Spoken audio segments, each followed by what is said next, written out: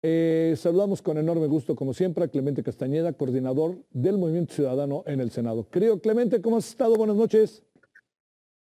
Mi querido Javier, qué gusto escucharte. Muchos saludos también para todo tu auditorio. Gracias. Oye, a ver, hiciste una lectura quizás de las más que más llamaron la atención, y lo digo positivamente, respecto a lo que pasó en Nuevo León. Ahí hubo muchos errores, ¿no? Clemente, ahora o visto a la distancia de 2 semanas, ¿qué alcanzas a apreciar? No, a ver, naturalmente fue un proceso muy complicado. Samuel García logró despertar un ánimo que no habíamos visto en mucho tiempo en un sector del electorado, particularmente en los jóvenes. El movimiento de las redes sociales, donde además los números son muy transparentes, es muy ilustrativo. Algunas encuestas justo reflejaban el crecimiento por las simpatías hacia Movimiento Ciudadano y hacia Samuel, y eso provocó naturalmente una batalla política de gran envergadura que terminó, sí, enredando las cosas en el poder legislativo local y intervenciones, sí, un poco extrañas de algunas instancias jurisdiccionales, como la Suprema Corte de Justicia, y terminaron, pues, terminaron, quiero decir, obstaculizando la posibilidad de que Samuel fuera candidato. Yo dije autocríticamente, lo sostengo, hay que revisar lo que está en nuestra órbita, los errores que cometimos para futuras ocasiones, pero me parece que en circunstancias de este tipo la autocrítica ayuda mucho a generar una expectativa distinta. A ver, Clemente, ¿esta es una de las razones por las cuales está muerto el bloque opositor, como diría Dante Delgado, o qué piensas? Uno de las cosas que pudimos ver en este de Nuevo León, de Samuel García, es que el PRIAN particularmente ha hecho de Movimiento Ciudadano, y así se manifestó, su objetivo político electoral.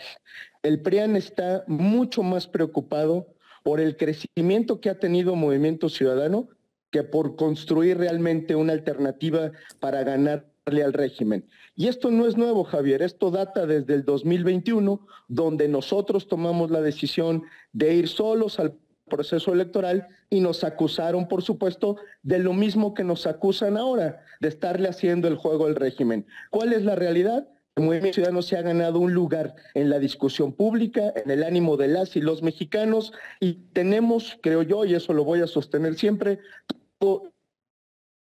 una alternativa distinta para este país, y estoy seguro que lo vamos a lograr. ¿No te parece, Clemente, que si nos atenemos a lo que pasó allá en el proceso de autocrítica en Nuevo León, hubo mucho desaseo, cambiaron fechas, iba y venía, la Corte dio una disposición, que el Congreso, luego él dijo que jamás iba a iba a dejar la gubernatura y la dejó? ¿Estas cosas tú no crees que también permearon en los ánimos?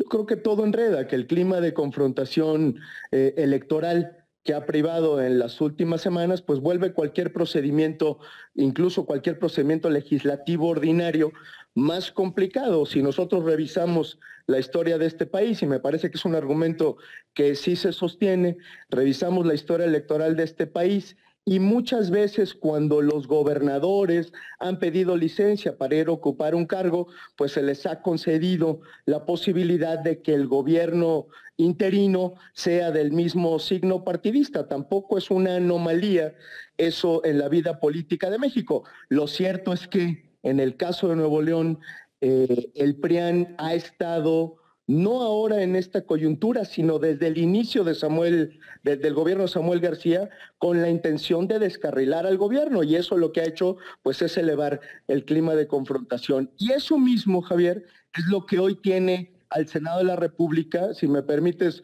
un poco entrar al tema, pues en un grave problema, que es justamente a lo que se refiere el senador Dante Delgado.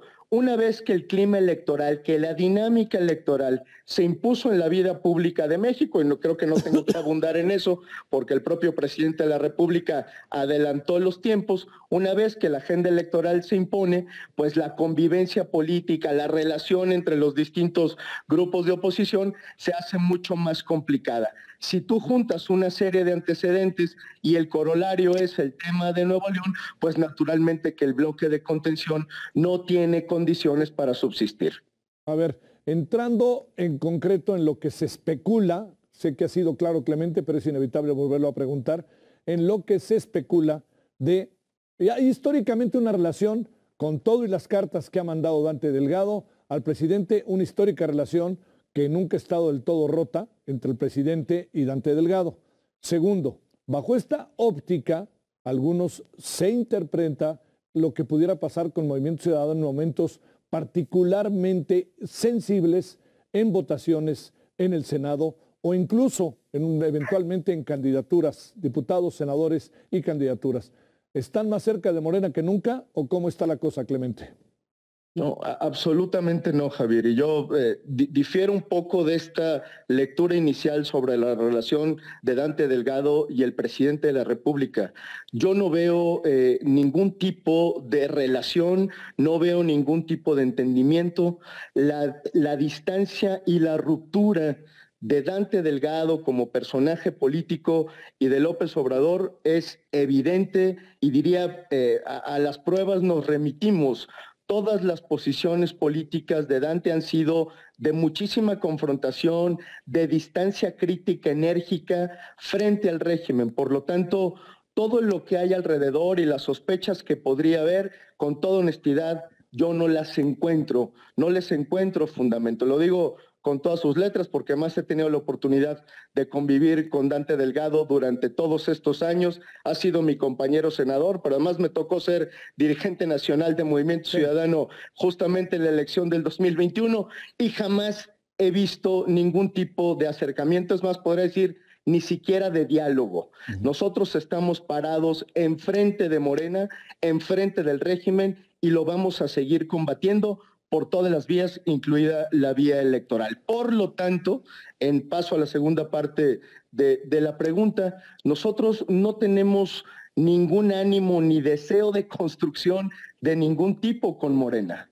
Es decir, hoy que están sobre la mesa una serie de reformas anunciadas por el propio presidente, yo he aprovechado para decir, bajo ninguna circunstancia acompañaríamos esas reformas, esas iniciativas, porque son planteamientos que lejos de fortalecer al Estado mexicano lo debilitan. El primero de ellos, que tiene que ver con una barrabasada, digo yo, de elegir a los integrantes de la Corte bajo o a través del voto popular, no tiene ni pies ni cabeza. Lo único que pretende es seguir debilitando al Poder Judicial, vulnerar su autonomía y su independencia.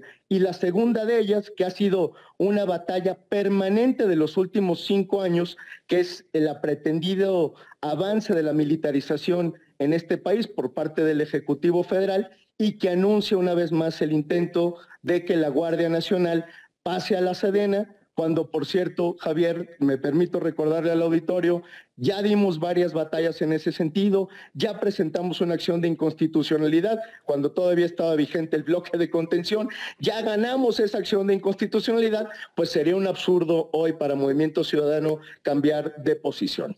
¿Van a dar el voto para en esta terna que aspira a una de ellas ser integrante de la Corte? ¿Van a dar el voto a favor o no? Hay un dilema en este tema y qué bueno que me lo preguntas, Javier, porque me interesa mucho aclararlo. Cuando se dice y se habla de impedir que se nombre alguna de las personas integrantes de la Corte que manda el presidente de la República al Senado, lo único que están haciendo es engañar a la gente. No se puede impedir el nombramiento, porque el proceso constitucional es muy claro. El presidente de la República tiene la facultad de enviar una terna al Senado y el Senado tiene oportunidad de rechazarla una vez, como ya sucedió la semana pasada. Se vuelve a mandar una terna distinta donde se cambia un integrante. ¿Hoy? Sí. El presidente de la República tiene la facultad constitucional de nombrar a la que él quiera de las tres que van en la terna. Por eso digo, es inevitable que haya una ministra. La disyuntiva o el dilema que va a enfrentar el Senado de la República, desde luego Movimiento Ciudadano, pero lo vamos a enfrentar todos, es si dejamos nosotros que la Corte sea integrada únicamente con la opinión del presidente de la República, o el Senado asume la función constitucional que tiene de hacer un nombramiento de esta naturaleza. ¿Con qué objetivo? Pues con el objetivo de generar un mínimo de contrapesos, de corresponsabilidad, de sentido de rendición de cuentas. Ese es el dilema que vamos a enfrentar y en Movimiento Ciudadano no hemos tomado esa decisión todavía, porque en la eventualidad en la que nosotros quisiéramos votar y construir una mayoría calificada para la elección de la ministra, el siguiente dilema sería, bueno, pues con quién de las tres, y eso es otra historia completamente distinta. Estamos en un proceso de análisis, de deliberación, y en su momento lo comunicaremos. Pero esa es la circunstancia, Javier, no es otra cosa que decidir si queremos que el Senado de la República asuma esa facultad y esa obligación constitucional. Por último, muy en breve, si se puede, Clemente, ¿están a favor de nombrar a los comisionados del INAI? Es que esa es la otra, Javier. El Senado tiene aproximadamente 200 nombramientos pendientes.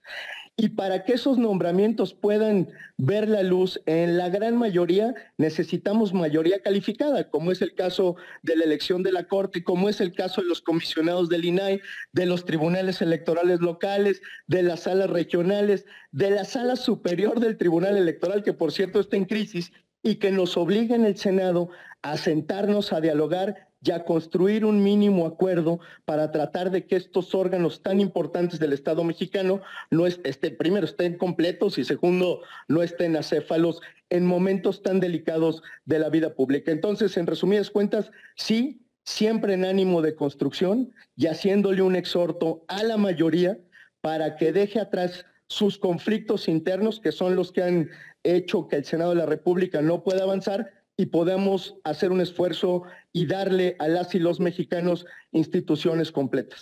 Te mando un gran saludo, Clemente Castañeda. Buenas noches, que llegues con bien.